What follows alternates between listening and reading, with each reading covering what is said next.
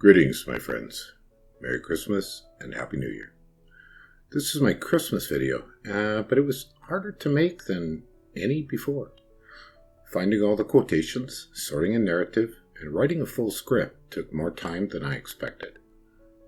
I read a question that inspired the topic. Why do you, an atheist, celebrate Christmas if you don't believe in Jesus? Well, I do believe in Jesus, the man, and his teachings. I was raised in a mainstream Christian church, and my mother was my Sunday school teacher. But as a young adult and a lover of science, I realized I did not believe in the divine part. I am a humanist, which I later learned is a modern name for the philosophy, and considered an atheist philosophy powered by science and reason. Jesus' humanism is still the core of my values. I celebrate the wonderful man, teacher, and philosopher, Jesus.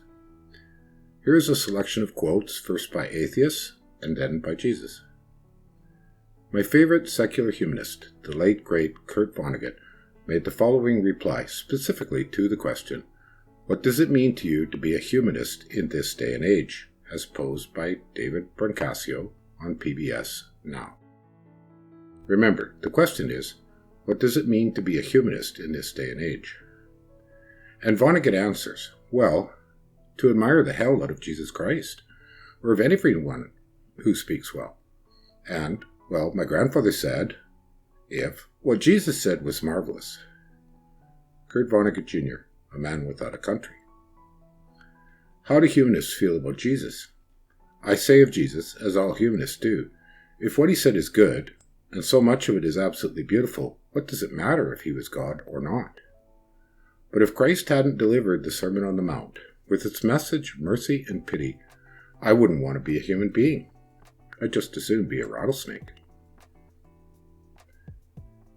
In 2009, in a debate, Stephen Fry said, do you know who would be the last person to be accepted as a prince of the church? The Galilean carpenter, that Jew. They would kick him out before he tried to cross the threshold. He would be so ill at ease in the church. That simple and remarkable man, if he said the things that he was said to have said, what would he think? Well, what would he think of St. Peter's? What would he think of the wealth and the power and self-justification and the wheedling apologies? What would he think of a man who calls himself the Father, a celibate who dared to lecture people on what family values are? What would he think of any of that? He would be horrified. Now, here are the quotes from the Bible from Jesus. This is the start of the Sermon of the Mount. Seeing the multitudes, Jesus went up into a mountain, and when he was set, his disciples came unto him, and he opened his mouth and taught them, saying, Blessed are the poor in spirit, for theirs is the kingdom of heaven. Blessed are they that mourn, for they shall be comforted. Blessed are the meek, for they shall inherit the earth. Blessed are they which do hunger and thirst after righteousness, for they shall be filled. Blessed are the merciful, for they shall obtain mercy. Blessed are the pure in heart, for they shall see God. Blessed are the peacemakers, for they shall be called the children of God. Blessed are they which are persecuted for righteousness' sake, for theirs is the kingdom of heaven. Blessed are ye, when men shall revile you, and persecute you, and shall say all manner of evil against you falsely, for my sake. Jesus taught, if you forgive others their transgressions, your heavenly Father will forgive you. John 19. Pilate presents Jesus to the crowd and says, I hope my pronunciation's right, Ecce homo, which means, here is the human.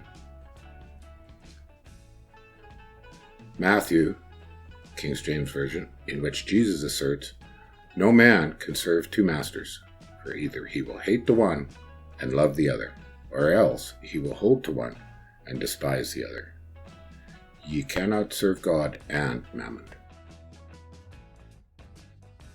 So I leave you with those quotes, and my best wishes for peace and love and happiness. Goodbye, my friends. See you soon.